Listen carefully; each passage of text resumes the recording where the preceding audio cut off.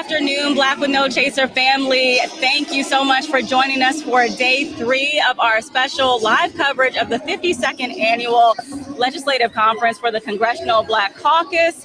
We are joined with Black with No Chaser CEO and co-founder CJ Lawrence, and also joining us today, our special guest is Congressman Hank Johnson of Georgia. Thank you so much for joining us today. Well, it's good to be with you, Candace, and also beside Mr. CJ Lawrence, who's operating undercover today. That's right. That's right. So we're here to talk about, you have a panel coming up in a few minutes on reforming the Supreme Court. And I know that this is an issue that you've been pushing for.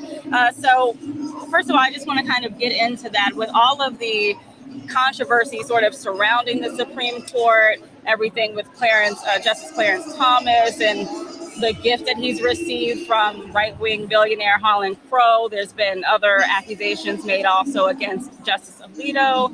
Tell us, what does that actually look like? How can the American public's trust be reinstated within our judiciary?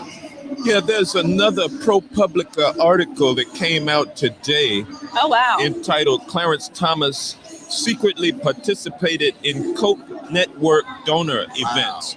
So a United States Supreme Court justice being the star attraction at a dark money event to raise money from corporate elites to fund campaigns against and for people in Congress, as well as to coddle and buy off Supreme Court justices, that money, as well as fund the Federalist Society pipeline. It's a dark money network that funds a pipeline from law school to the courts of this country, all the way up to the United States Supreme Court.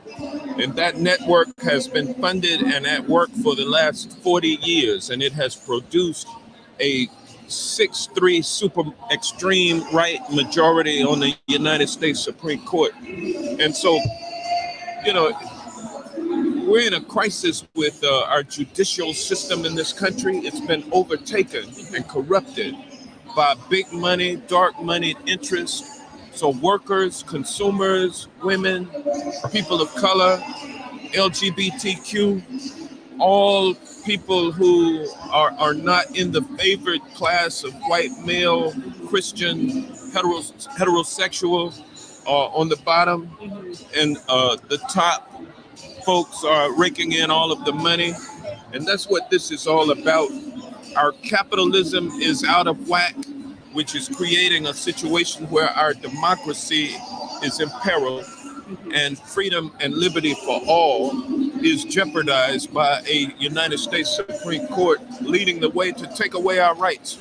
So I'm proud to have come forward with legislation to meet the challenge. Yeah. And that legislation has to do with expanding the court and also creating term limits for Supreme Court justices, as well as requiring a code of conduct so that we can get rid of this kind of conduct that Clarence Thomas seems to be the poster child of. Now, there have, of course, been arguments against expanding the court.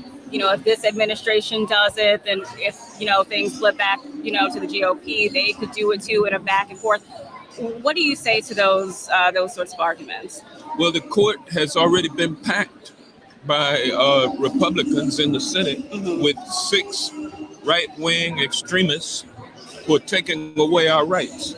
And so to say that if we add seats, then that will simply fuel the Republicans to do it again, well, we're already down that road. We're already going down that road. But fortunately, the term limit proposal that I filed this week, that legislation, will create a situation where you don't have a lifetime tenured justice who can be bought off by corporate interests and is immune from getting removed from the court, because the only way to remove a life tenured justice from the court is to impeach them and convict them. So you got to impeach in the House, convict in the Senate. 67 votes required in the Senate in order to convict and remove. So we know that if the Senate twice could not convict Donald Trump after he had been impeached in the House, then, it's not likely to exercise its ability to remove a federal judge, particularly a justice from the very network that they favor. Right. That justice is not going to be removed. So if you have term limits, 18-year terms, you're up and out, you go to senior status at that point. That would be a situation where this current situation could not be allowed to exist for 20 and 30 years. This court, these are young justices relatively. Right. They're going to be up there for, at least 20 years, taking away our rights incrementally. Right. We can't stand that. Congressman Johnson, I want to get back into this question with regard to Supreme Court Justice Thomas. The notion that, essentially what we're dealing with is unprecedented. The idea that he was featured at a Koch sponsored event, and the fact that the Koch brothers are directly associated with ALEC, which is the policy-making body, or the model policy-making body for conservative leadership, essentially.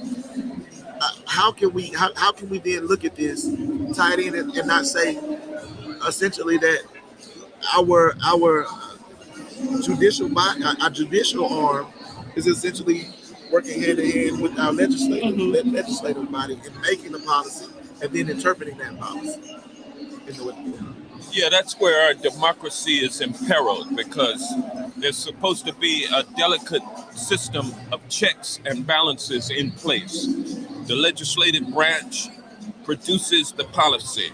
The executive branch carries it out, and the judicial branch determines whether or not it's lawful, whatever the legislature or the executive did, or for that matter, relationships between private parties or businesses, or dispute resolution, the rule of law, predictability based on precedent. That's what the judiciary is supposed to be about. And so when you have these kinds of dark money networks in place that are secret, and you have a symbiotic relationship between some folks in the legislative branch and the money, as well as the judicial branch, then it means that delicate system of checks and balances has broken down. There's no accountability, and democracy itself is imperiled. So we're trying to save this country. We're trying to save these folks from themselves. And speaking of checks and balances, and I know you've got to go, Congressman, so I just have one last question. In terms of the gifts that Justice Thomas has received, technically he's saying he hasn't done anything wrong, but there's a recommendation there that justices on the Supreme Court should not be engaged in that kind of activity. So is there something that Congress can do, and maybe not in this Congress, but maybe if, that power shifts at some point, that will, make it unlawful for this sort of thing to happen? Well, even lower court judges cannot accept gifts because they create an appearance of impropriety. They create an appearance that one party who provided a benefit to a judge will get a better shake than the party who did not. That's an appearance of impropriety. Every judge, whether or not local, state, or federal, is bound by the code of conduct that is applicable to them, that they can't accept gifts. But the only court not bound by a code of conduct is the Supreme Court. And Clarence Thomas and Thomas Alito have made a mockery of the code of conduct that exists for other federal court judges, and they also object to applying one for themselves. So the legislative branch has the ability to compel the court to create and impose upon itself a code of conduct. So I have that legislation as well. The Supreme Court Ethics, Recusal, and Transparency Act. It was introduced in the Senate by Sheldon Whitehouse, Senator Sheldon Whitehouse. I've introduced it in the House. It's passed out of the Judiciary Committee in the Senate. And so it needs to be brought to the floor of the Senate for a vote up or down. But of course, in the Senate, you need 60 votes in order to bring a matter to the floor for a up or down vote where it can pass with a majority. So that Senate rules are archaic. That's another thing we need to work on in turn. But House can't do anything about that. That's the Senate. But we're slowly working towards rebuilding our democracy through making sure that we rein in this court that has been captured by dark money.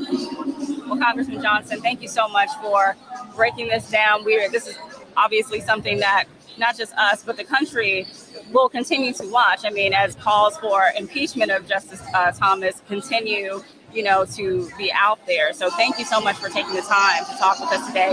And again, your session is Court Reform Now at 1:00, I believe. If you're here at the CBC conference, go check that out. Thanks again so much, Congressman, for joining us. Thank you, Candace. Black with No Chaser family, stay tuned with us. We have some more great interviews coming up. We have Representative Yvette Clark going to talk to us about AI and the culture. We also will hear from Representative Jamal Bowman later on this afternoon. He'll close us out, so just stick with us. Thank you so much. All right. Thank you, Candace. Thank you. Okay. Watch your step on the way out of some wires now. Okay. All right. Thank you. Have a good one.